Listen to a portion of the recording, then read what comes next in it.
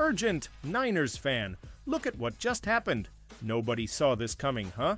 But first, make sure to subscribe to the channel because we bring you daily videos with the latest Niners news, and don't forget to turn on notifications so you don't miss anything. 49ers could reunite veteran with Robert Saleh to help fill defensive void. The 49ers have gutted their defense this offseason, and a veteran could reunite with Robert Saleh to help fill an experience void.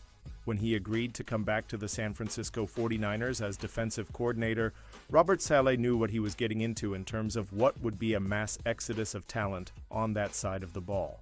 Not that the Niners' defense was very good last season, but if Saleh can turn that depleted unit into something good, he will be a head coach again very soon.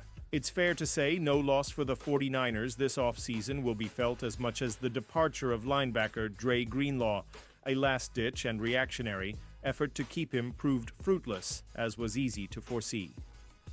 When general manager John Lynch spoke to reporters at Stanford's Pro Day last month, he tried to talk himself into Dee Winters as Greenlaw's replacement.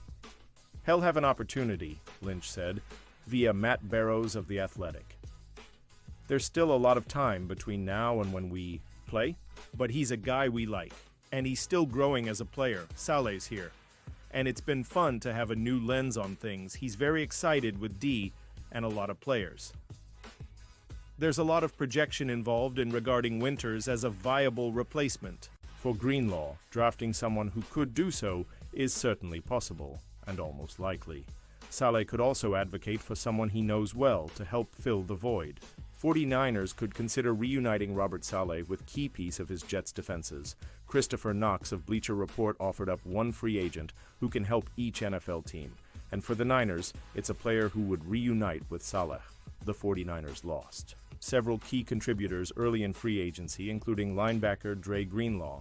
Reloading the linebacker group should still be a priority. C.J. Mosley was limited to 4 games in 2024 by toe and neck injuries. Hell also turned 33 in June. However, he's a 5-time Pro Bowler who spent time with the Jets under Robert Saleh, who returned to San Francisco as the defensive coordinator this offseason. As Knox noted, Mosley missed a lot of last season, and he's approaching his 33rd birthday, but he played all 17 games in each of the 2 previous seasons, and he played over 1,000 defensive snaps with more than 150 total tackles in each of Saleh's 3 full seasons as the New York Jets head coach. In 2023, Mosley was Pro Football Focus 6th highest graded off-ball linebacker. If he'd had enough snaps to qualify last year, his overall PFF grade 74. 7 would have been 16th best at the position, and his run defense grade 81. 6 would have been top 20 as well. Counting on Mosley to be an every-down linebacker anymore might be foolish, but assuming he's healthy, he can certainly help a San Francisco run defense that was gashed regularly last season. The tie to Saleh adds to the potential fit. An endorsement, or lack thereof, from the 49ers defensive coordinator could tilt things one way or the other as the secondary waves of free agency are looked at to fill voids. Pausing this news just to say that if you want YouTube to keep recommending the latest Niners news to you, it's very important that you leave a like on this video. Thanks. Now let's get back to the news. Should the 49ers sign former Raiders CB Jack Jones? The 49ers need a cornerback, and an intriguing one just became available. The 49ers need a cornerback, and an intriguing one just became available. The Raiders have released veteran cornerback Jack Jones after trying unsuccessfully to trade him, according to reports, which means Jones soon will join his 3rd team. The Patriots drafted Jones in round 4 of the 2022 NFL Draft, and he played well as a number 3 cornerback during the first season of his career. But going into his 2nd season, he got arrested. And during his 2nd season, he struggled big time, and so the Patriots waived him after 5 games.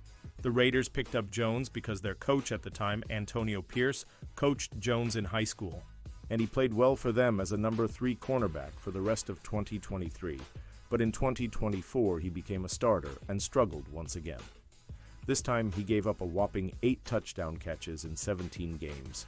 Now, the Raiders have a new head coach, Pete Carroll. He has no ties to Jones and no need to rely on such an up-and-down player, so Carroll released him. Should the 49ers sign him? I'm guessing they won't because Robert Saleh is a Pete Carroll disciple, and if Carroll doesn't like a cornerback, I'm guessing Saleh wouldn't either. but the 49ers certainly need a quality number 3 cornerback to play with Diamador Lenoir and Renardo Green, and Jones still has big-time talent. And at that point in his career, he's probably cheap. The 49ers should take a flyer on Jones. They have nothing to lose. John Lynch surprised by contract 49ers. Free agent received free agency was generous to most of the free agents that left the 49ers in March. Free agency was a depressing offseason phase for the 49ers. Countless players left that could have made up a starting lineup in one half of one. Seeing such a mass exodus was initially cause for concern, but it made sense.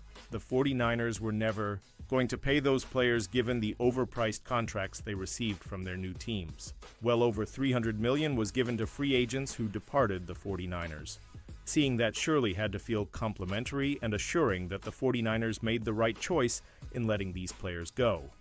They were going to cost too much. The market was insane in this year's free agency period. That is why General Manager John Lynch insinuated he was surprised by the contract that offensive tackle Jalen Moore received from the Chiefs.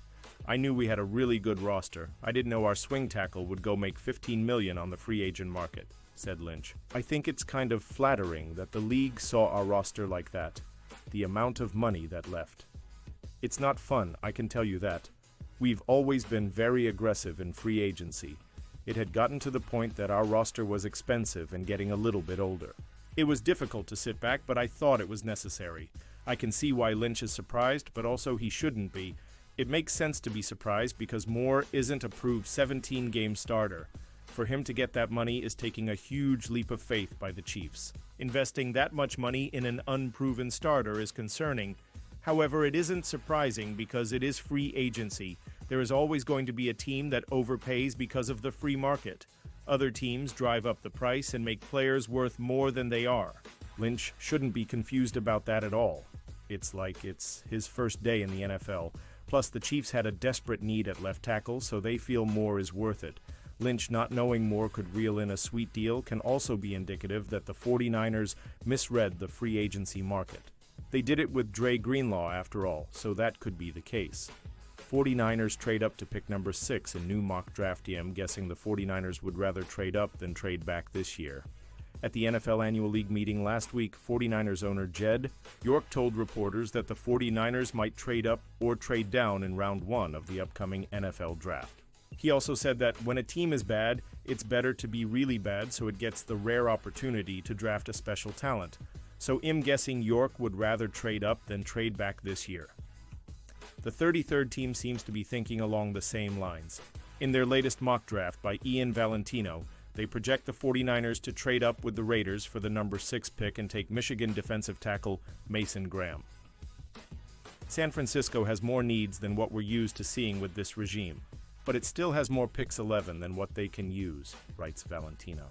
Moving some of that capital to land one of the few elite players at a position of critical need is worthwhile. Mason Graham is incredibly disruptive and might be the safest prospect in the class. Valentino makes good points. The only problem with Mason would be his fit in the 49ers' wide 9 defensive front. At the Combine, Graham weighed in at 296 pounds and his arms measured in at 32 inches, which means he may not have the mass or the length to handle the constant barrage of double teams head face on the 49ers. On a team that uses a 5-man front, such as the Rams or the Eagles, Graham would dominate because he would be protected from double teams and he would win his one-on-one matchups. The wide 9 is designed to provide one-on-ones for the defensive ends, not the defensive tackles. They're space eaters in the wide 9. If the 49ers trade up in round 1, I expect they'll trade up for an edge rusher. And now, Niners fan, I want to hear from you. What's your opinion on this?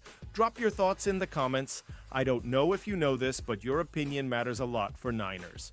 I'll be back any moment with more Niners news.